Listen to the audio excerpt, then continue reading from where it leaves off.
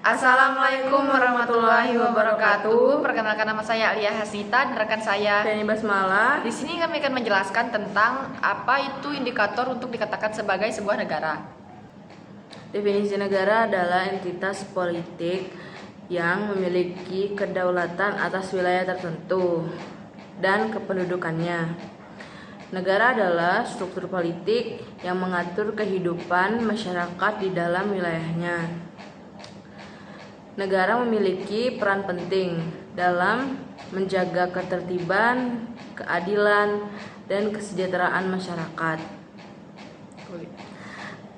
Negara memiliki beberapa elemen yang penting yang mendefinisikannya. Yang pertama, negara memiliki wilayah terdiri dari daratan, perairan, dan wilayah udara yang diakui secara internasional. Wilayah ini menjadi batas bagi negara dan menentukan jurisdiksi, hukum, serta tanggung jawab pemerintah terhadap penduduknya. Kedua, negara memiliki penduduk yang tinggal di dalam wilayahnya. Penduduk ini adalah warga negara yang tunduk pada hukum dan peraturan yang berlaku di negara. Negara juga bertanggung jawab untuk melindungi hak-hak dan kepentingan warganya. Ketiga, negara memiliki pemerintahan yang bertugas mengatur dan mengelola urusan dalam negeri.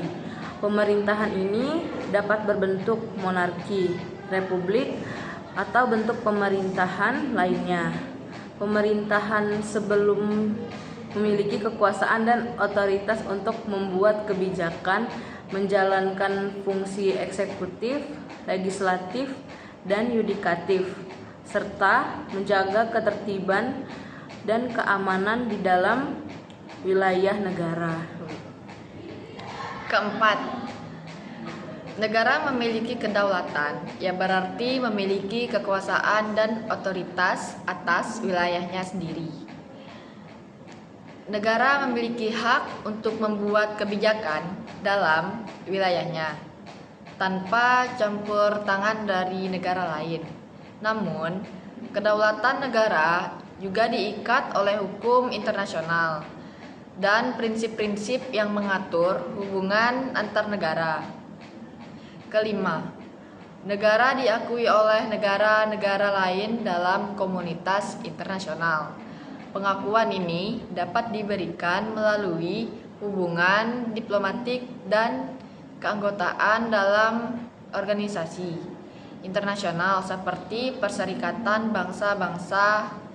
Pengakuan internasional memainkan peran penting dalam menjaga hubungan antar negara dan kerjasama internasional. Selain itu, negara juga memiliki sistem hukum yang berfungsi untuk menjaga ketertiban dan keadilan di dalam wilayahnya. Negara memiliki kekuasaan untuk membuat undang-undang, mengadili pelanggaran hukum, dan memberikan perlindungan hukum kepada warganya. Negara juga memiliki tanggung jawab untuk melindungi keamanan dan kepentingan nasionalnya. Terakhir, negara memiliki sistem ekonomi yang mengatur produksi, distribusi, dan konsumsi barang dan jasa di dalam wilayahnya. Negara memiliki kebijakan ekonomi yang mempengaruhi pertumbuhan dan kesejahteraan ekonomi negara tersebut. Negara juga bertanggung jawab untuk memastikan adanya kesetaraan ekonomi dan kesejahteraan bagi warganya. Tujuan dari menggunakan indikator untuk menilai dan mengklarifikasikan negara adalah untuk memberikan pemahaman yang lebih baik tentang kondisi dan kinerja suatu negara dalam berbagai aspek. Berikut adalah beberapa tujuan utama dari penggunaan indikator negara. Yang pertama, ada membandingkan dan mengklasifikasikan negara. Indikator negara memungkinkan perbandingan dan klasifikasi negara berdasarkan kriteria tertentu.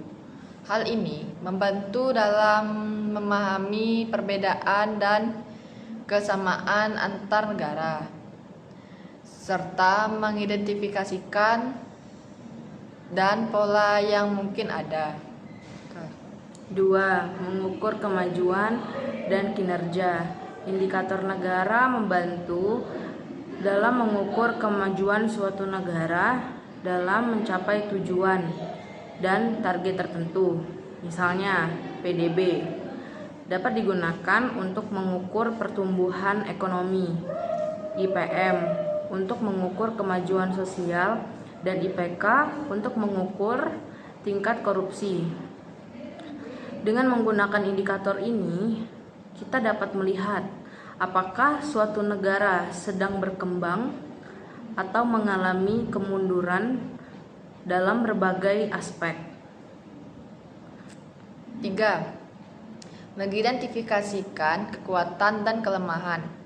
Indikator negara membantu dalam mengidentifikasikan kekuatan dan kelemahan suatu negara dalam berbagai bidang. Misalnya, tingkat pendidikan yang tinggi dapat menjadi kekuatan suatu negara. Sementara, tingkat pengangguran yang tinggi dapat menjadi kelemahan. Dengan mengetahui kekuatan dan kelemahan ini, suatu negara dapat mengambil langkah-langkah untuk memperbaiki dan mengembangkan sektor-sektor yang perlu ditingkatkan. Keempat, membantu dalam pengembalian keputusan. Indikator negara memberikan informasi yang penting bagi para pembuat kebijakan dalam mengambil keputusan yang tepat. Misalnya, data tentang tingkat kemiskinan dapat membantu dalam merancang program bantuan sosial yang efektif. Sedangkan data tentang tingkat pengangguran dapat membantu dalam merumuskan kebijakan ketenagakerjaan. Kelima, mendorong akuntabilitas dan transparansi. Penggunaan indikator negara dapat mendorong akuntabilitas dan transparansi pemerintah dengan memiliki indikator yang terukur dan terbuka untuk umum. Masyarakat dapat memantau kinerja pemerintah dan menuntut pertanggungjawaban jika ada ketidakakses uraian antara kinerja dan harapan. Penggunaan indikator negara ini membantu dalam memahami dan menganalisis kondisi suatu negara secara lebih komprehensif serta memberikan dasar untuk pengambilan keputusan yang lebih baik dalam upaya meningkatkan kualitas hidup dan kesejahteraan masyarakat. Untuk dikatakan sebagai negara, ada beberapa indikator yang umumnya digunakan. 1. Wilayah negara. Wilayah negara harus memiliki wilayah yang jelas dan terdefinisi dengan batas-batas yang diakui secara internasional. Kedua, penduduk negara. Penduduk negara harus memiliki populasi yang tinggal di wilayah dan diakui sebagai warga negara oleh pemerintah. Pemerintahan negara harus memiliki pemerintahan yang berfungsi dan memiliki otoritas untuk mengatur wilayah dan penduduknya. Keempat, ada kedaulatan. Kedaulatan negara harus memiliki kedaulatan, yaitu kemampuan untuk mengendalikan urusan dalam wilayahnya tanpa campur tangan dari negara lain. Kelima, Pengakuan internasional. Pengakuan internasional adalah negara harus diakui oleh negara-negara lain sebagai entitas politik yang berdaulat. Yang keenam ada hukum dan keamanan. Hukum dan keamanan ini negara harus memiliki sistem hukum yang berfungsi dan mampu menjaga keamanan dan ketertiban di wilayah. Yang ketujuh dan terakhir ada ekonomi. Negara harus memiliki sistem ekonomi yang berfungsi dan mampu menyediakan kebutuhan dasar bagi penduduknya. 8. Ada identitas nasional. Negara harus memiliki identitas nasional yang diakui oleh penduduknya dan diwujudkan dalam simbol-simbol nasional seperti bendera, lambang negara, dan lagu kebangsaan. Penting untuk dicatat bahwa definisi negara dapat bervariasi di berbagai konteks dan ada perbedaan pendapat di antara ahli hukum dan politik. Mengenal apa yang membuat suatu entitas menjadi negara.